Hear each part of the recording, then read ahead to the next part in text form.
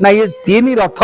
आज प्रस्तुत होती कौटी ना बड़दाण्ड उपरे जे प्रभु आमे बर्तमान प्रस्तुत खाली आपण निर्देश को अपेक्षा करूँ जिते आपण आज्ञामाला प्रदान करेंगे से क्षेत्र में आज्ञा कौन कार्य जगन्नाथ महाप्रभु निर्देश भी ना हो पार सबुठी जगन्नाथ आज्ञामाला जीव जो आज्ञामाला महाप्रभु न जीव कौन सी कार्य गछर पत्र आज्ञा हरबनी आज्ञामाला देवे प्रभु आज भक्त मान को नव यौवन दर्शन दर्शन दे आज्ञामाला देवे आज सर्वप्रथम जगन्नाथ रथ टणा हम तापर सुभद्रा रथ शेष को बलभद्र रथ काली किंतु भुवन मोहन यात्रा काली समग्र जगत देखिबो आग बड़ भाई जीवे बड़ भाई दर्शन देवे बड़ भाई यात्रा आग हम मझिरे सुभद्रा जीवे पछरे महाप्रभु जीवे किंतु नव यौवन दर्शन दिन महाप्रभु रथ आग सिंहद्वार को टणा हम सब रथ मान प्रस्तुत हे सेपटे नव यौवन दर्शन दे दैतापति माने महाप्रभु सेनापट लागी करेंगे महाप्रभु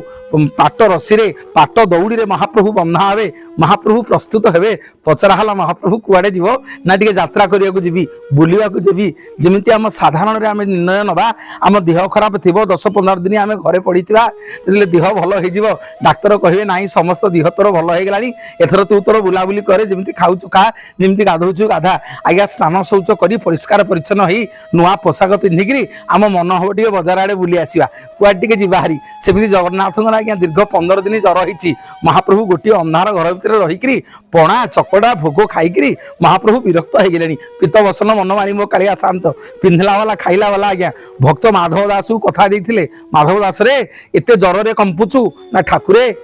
एते जर एते कष्ट होची ना तू सबुदिन मंदिर जाइथुलु बोली आमे दी भाई जगत तो खोजिया को आसीचु तू मंदिर कहीं जाऊनु ना प्रभु जर होची जीवी केमिति ना आजिठु तो जर आमे दी भाई जाक नहीं गलु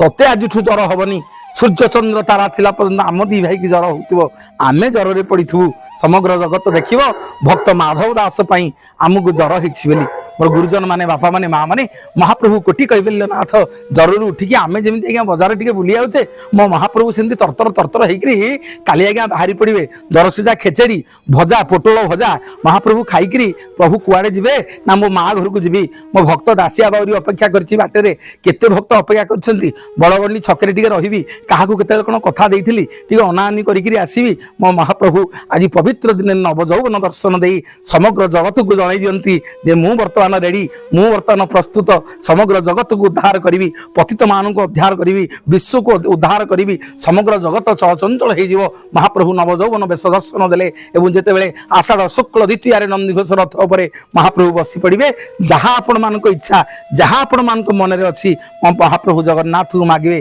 अविलंबे मो जगन्नाथ पूर्ण करेंगे। जय जगन्नाथ।